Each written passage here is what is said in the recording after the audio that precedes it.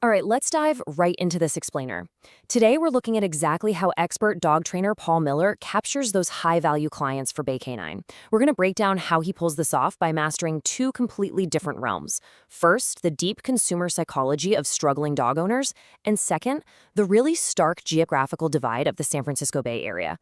It is an absolutely fascinating look at how behavioral science collides with brilliant market positioning. So let's get into it. Here's our roadmap for today. We're going to start with the illusion of convenience, then look at the triggers for structured regimes. After that, we'll dive into the geographic split, San Francisco's urban urgency versus Marin County's suburban freedom, and finally, we'll wrap up with how all of this translates into capturing high-value clients. All right, Section 1, the illusion of convenience.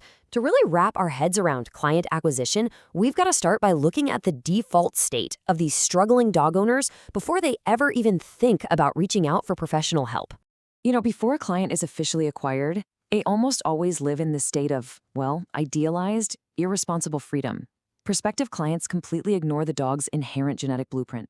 Instead of taking the time to understand the actual biological needs of their animal, they go hunting for these superficial, 60-second internet hacks. They want a magic wand, right? A quick fix that honestly ends up failing them completely. And that leads us right to a massive breaking point, the empathy trap. This happens when an owner starts projecting human emotions onto a purely biological response. They try to reason with a highly reactive dog like it's a human child. And all this does, it totally drains the owner's capacity for care while the dog's own internal regulation just continues to fail. It's a lose-lose situation. So looking at these first two stages, you can see these owners are just completely trapped. As a hack seeker, their mindset is purely transactional. They just want that quick fix. But when that inevitably fails, boom, they fall straight into the empathy trap. The frustration builds up immensely. And tragically, this is when the thought of rehoming the dog starts to creep into their periphery.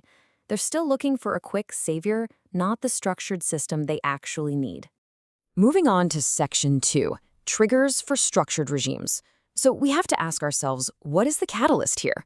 What finally forces an owner to ditch those useless internet hacks and actually commit to a real structured regime? What pushes them from casually Googling solutions to making a high-value purchase? Well, it almost always takes a seriously jarring event. They have to overcome what's called cognitive risk oversight.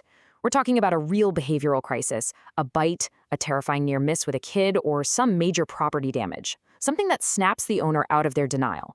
Suddenly, they realize the legal ledger is active. They're liable.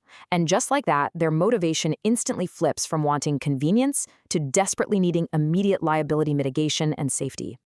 Following this four-stage interest spectrum, we get to see the entire psychological evolution play out.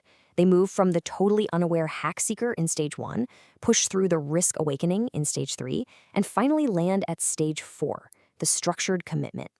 This right here is the acquisition point.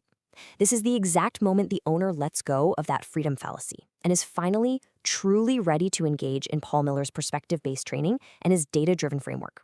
Now, once that client is acquired, the action plan is pretty drastic. Step 1, suspend that idealized freedom immediately. No more free rein. Miller institutes a strict lockdown of unearned privileges, just to halt the rehearsal of those negative behaviors. This forces the owner to confront the exact liabilities they hold, right before they start rebuilding trust through his success framework. But check out this absolutely fascinating detail. Before Paul Miller even attempts to navigate a highly stressed prospect through this framework, he runs a trauma-informed protocol on himself. He literally checks his own biological grounding and emotional baseline. Why? To make sure he isn't absorbing the client's panic or anxiety. It is just a brilliant display of professional boundary setting, allowing him to stay completely objective.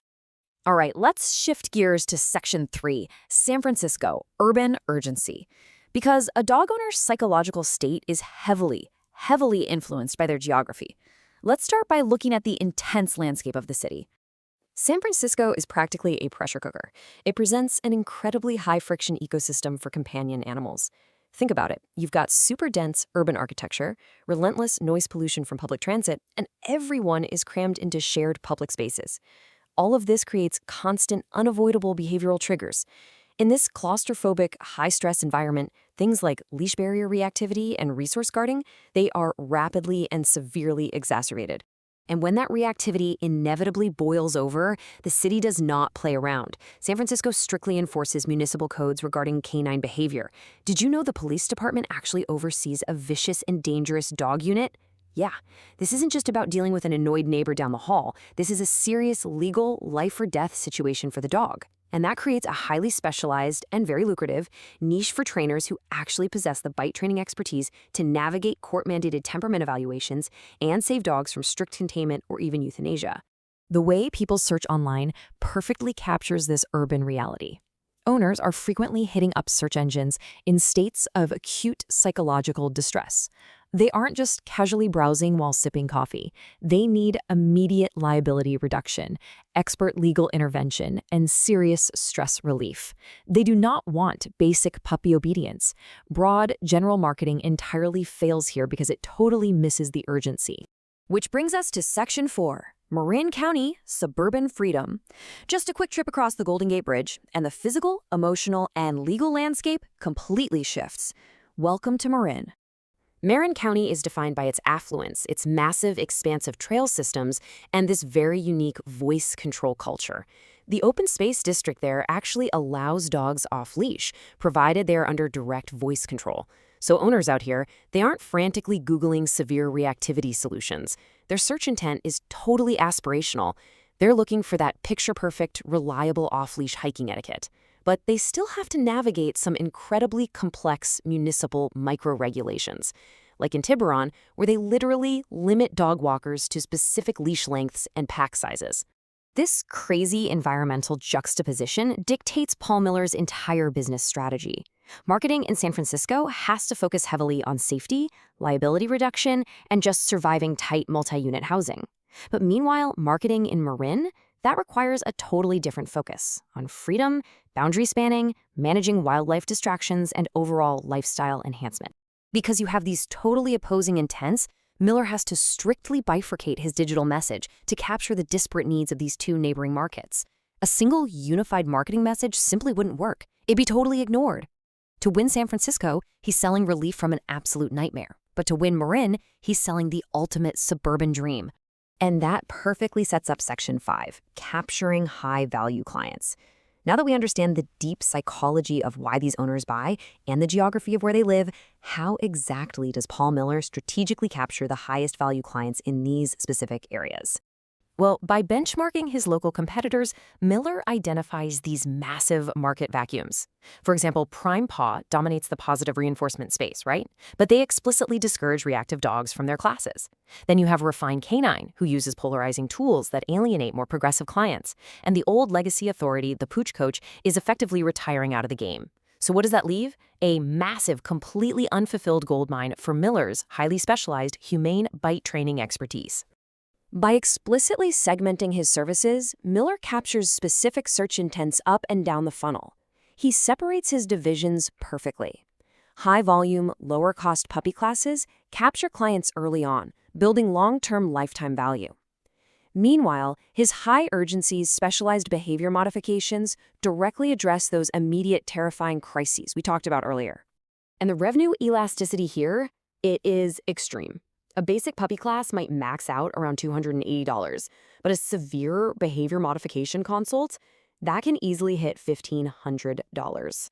This chart really visualizes exactly why digital ad spend must be proportionally allocated to the expected lifetime value of the client you are actually trying to acquire.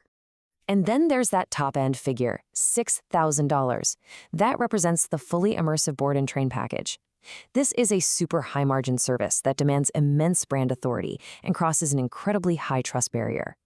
Bridging the geographic gap is the absolute linchpin here. By utilizing his hub out in Walnut Creek to physically house the dogs, while utilizing razor-sharp SEO to capture affluent Marin and San Francisco leads, Miller expertly bridges that intense urban demand with wide-open suburban space. So I'm going to leave you with this final thought.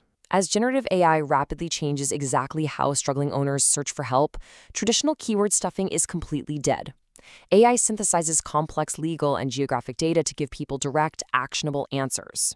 Because Paul Miller has this hyper-specialized expertise in both San Francisco's strict vicious dog codes and Marin's complex voice control laws, he won't just win a few clicks. The AI is going to serve him up as the definitive, undeniable answer. So the question is, How will other local businesses adapt to an AI that only recommends true, localized experts?